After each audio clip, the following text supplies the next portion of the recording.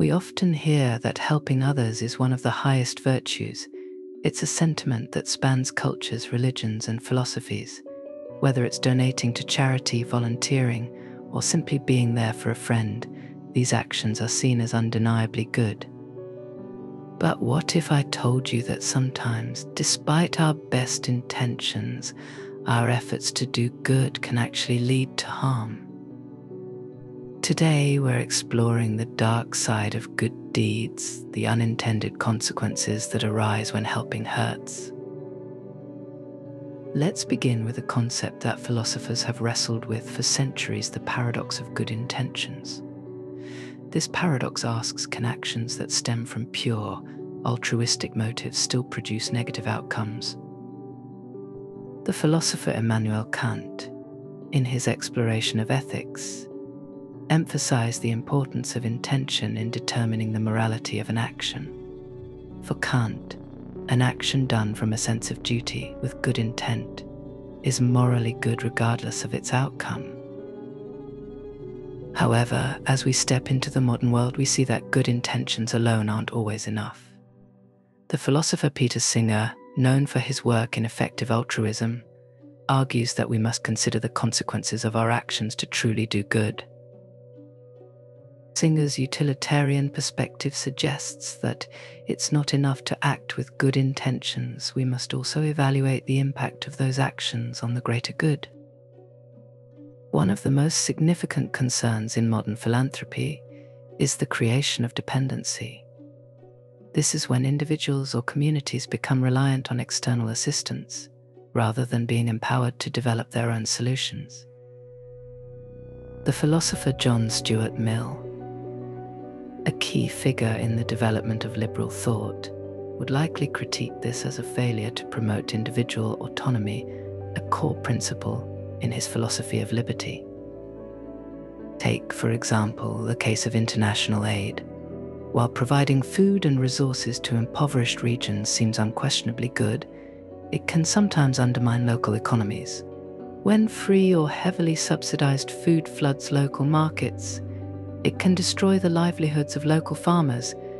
They find themselves unable to compete with the influx of free goods, leading to a cycle of dependency on aid rather than fostering self-reliance.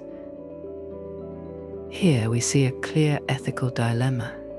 Kantian ethics might applaud the good intention behind the aid, but a utilitarian approach would demand a deeper analysis of the outcomes. If the aid ultimately harms the community by creating dependency, is it still morally justifiable? Let's consider another example that has gained attention in recent years: voluntarism. This is where well-intentioned volunteers, often from wealthier nations, travel to developing countries to offer their help. They might build schools, teach English, or assist in orphanages. At first glance, this seems like an admirable use of one's time and resources. Local workers might be displaced by these temporary volunteers, and communities might come to rely on the constant influx of foreign aid rather than developing their own sustainable solutions.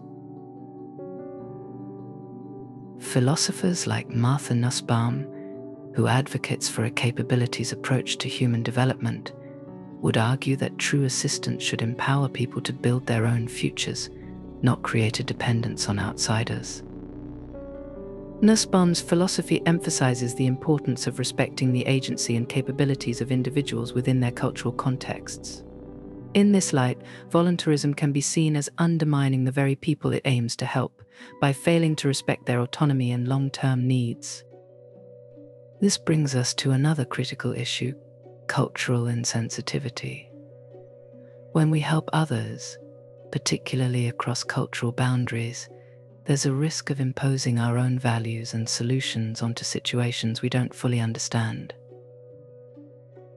This can lead to what philosopher Michel Foucault might describe as a form of cultural imperialism, where the power dynamics between helper and help become skewed, leading to unintended harm. Ethical relativism, the idea that morality is culturally dependent, becomes crucial here.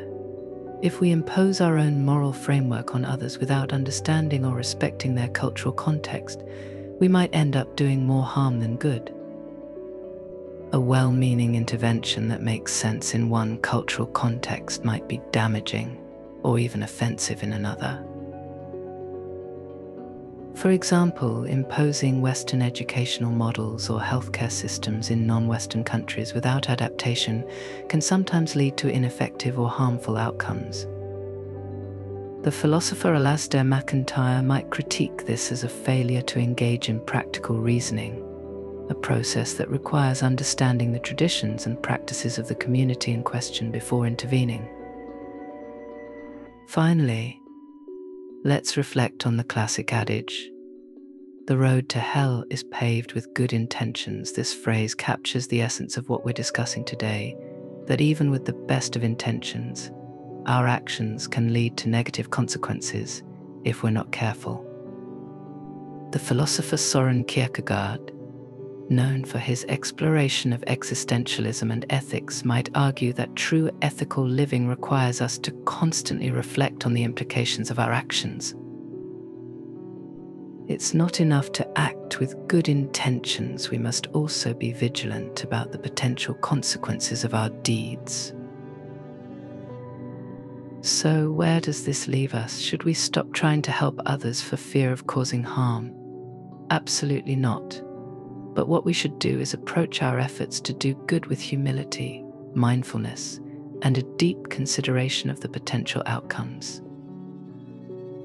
Philosophy teaches us that good intentions are important, but they are not the end of the ethical journey. We must also be willing to critically examine the results of our actions and be open to adjusting our approach. By doing so, we can avoid the pitfalls of causing unintended harm and ensure that our good deeds truly lead to good outcomes. In the end, helping others is not just about the act itself, but about the thoughtfulness and care with which we approach it. Let's strive to help in ways that empower, respect, and uplift, rather than unintentionally harm.